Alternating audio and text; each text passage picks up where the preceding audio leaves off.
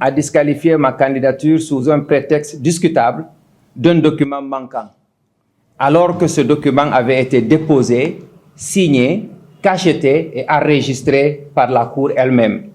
La preuve est écrite par sa propre main et chaque Guinéen peut le voir. Je vous le montrerai.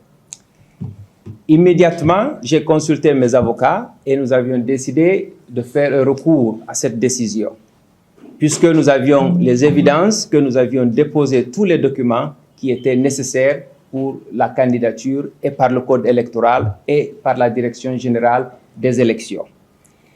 Et après étude du dossier, la Cour revient et nous informe qu'ils ont bien reçu tous les documents, y compris la fiche et les photos d'identité, mais que malheureusement, les photos d'identité n'étaient pas trombonnées à la fiche d'identification.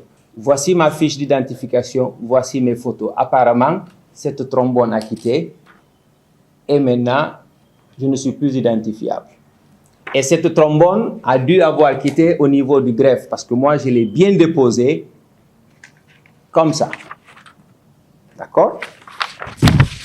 Et nous avions toutes les évidences que j'ai aussi déposé ce document. Voici le document que j'ai reçu de la greffe le 3 novembre à 17h42. Et le dernier point ici, le numéro 15, c'est ma fiche d'identité. Alors, nous avions déposé tous les documents. Nous avons déposé une fiche d'identification correcte et une photo d'identité qui pouvait m'identifier. Alors, pour nous, ce n'est pas une erreur, ce n'est pas un malentendu administratif, c'est un acte délibéré d'exclusion maquillé en procédure. Guinée moderne répondra avec dignité, discipline et vérité. Nous publierons chaque document que nous avons, chaque récépissé et chaque page. Et nous appellerons à tous les autres partis politiques qui se sentent exclus de ce processus de se joindre à nous et de publier tous les documents qu'ils ont pour montrer à la face du monde que les procédures ont été biaisées au niveau de la Cour suprême.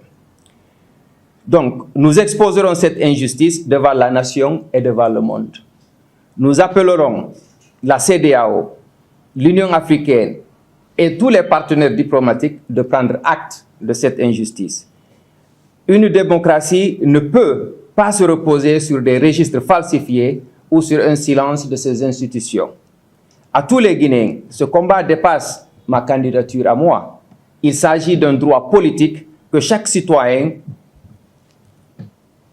peut choisir pour son avenir. Ils ont pu faire taire mon nom peut-être sur le bulletin, mais ils ne pourront pas faire taire nos voix. Nous resterons mobilisés, nous resterons unis et nous resterons engagés pour une Guinée que nous tous nous méritons. Je vous remercie.